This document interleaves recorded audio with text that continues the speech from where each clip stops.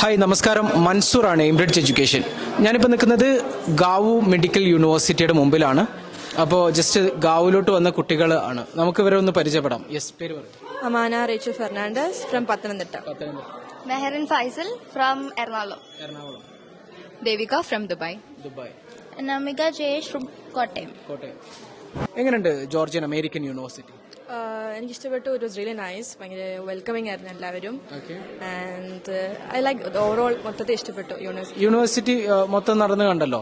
എന്ത് തോന്നുന്നു ഇവിടുത്തെ ടീച്ചേഴ്സ് ആണെങ്കിലും ഇവിടുത്തെ കോർഡിനേറ്റേഴ്സ് ആണെങ്കിലും എങ്ങനെയാണ്? They're really good and welcoming ആണ്. നമ്മൾ കംഫർട്ടബിൾ ആക്കി നമ്മളോട് ഇന്ററാക്ട് ചെയ്യുന്നത്. And also very helpful.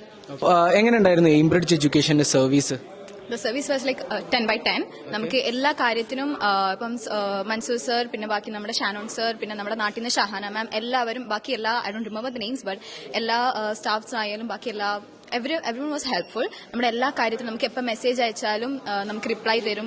നമ്മളെക്കാളും കൂടുതൽ ടെൻഷൻ ഉണ്ടായിരുന്നത് അവർക്കായിരുന്നു.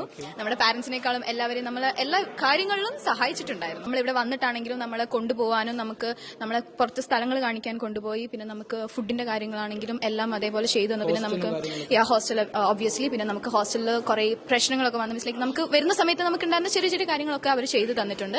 ഒരു കാര്യത്തിൽ നമുക്കൊരു ബുദ്ധിമുട്ടുണ്ടായിട്ടുണ്ടായിരുന്നില്ല. എങ്ങനെയുണ്ട് ജോർജിയ?